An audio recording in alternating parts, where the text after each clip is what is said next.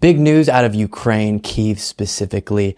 There was a series of bombings from Russia, of course, at Putin's direction across Kyiv. Russia has now taken credit for that, and devastation is present. Take a look. In Kyiv, a fragile calm shattered by bomb after bomb after bomb. Air raid sirens sending residents sprinting for shelters. The wide-ranging attack striking at least 10 cities across Ukraine in the country's west, the south, the center, and the east. And it killed civilians, 11 right now that we know of, and knocking critical infrastructure offline. In Kyiv, moments like this, a pedestrian bridge engulfed by an explosion. Subway platforms filled with people, scenes recalling back to the very early days of Vladimir Putin's bloody war. Elsewhere, a rush to put out cars on fire, black smoke, choking blue sky, life again on hold because of those bombs. In Kyiv. So why is this notable besides the fact that civilians are dead because of it and it is hitting the capital of Ukraine? Well, for a while, Kyiv had become relatively peaceful and most of it was going on past more eastern of Kyiv. And so it was a little bit of a return to regular-ish life for the people of that city. Obviously, it's never going to be fully regular life for the citizens of a country that's being invaded, but there was a level of peace in Kyiv specifically, which allowed a better way of life for the individuals who live there and for people who reside in more dangerous areas to travel there for safety. And Putin clearly is desperate now, is looking to rattle the cage of Ukraine while they're making very good gains, Ukraine that is, by attacking the capital. So in the next segment, we're going to talk about this bizarre defense of Russia that we're seeing from some right-wingers.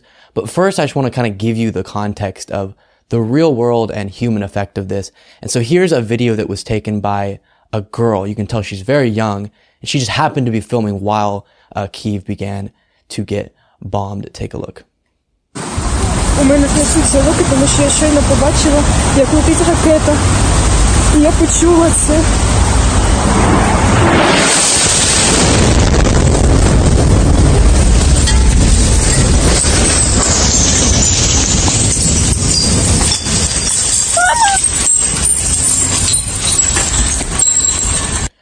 Truly heartbreaking. Again, all of this is completely needless.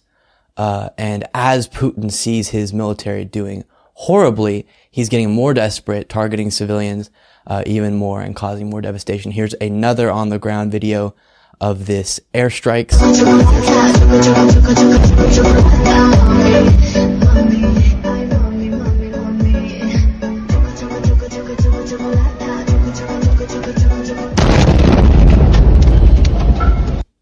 So, truly disturbing there.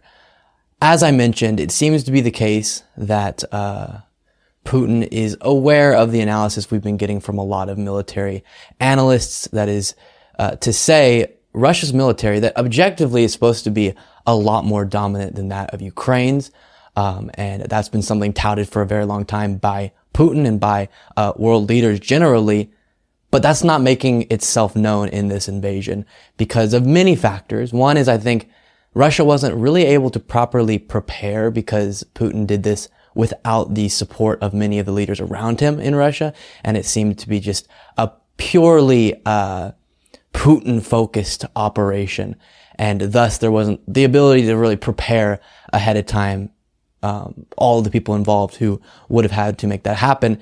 And then the second aspect of it is obviously Ukraine and the strength and courage that I don't think Russia anticipated, as well as the major levels of support they're getting from other countries.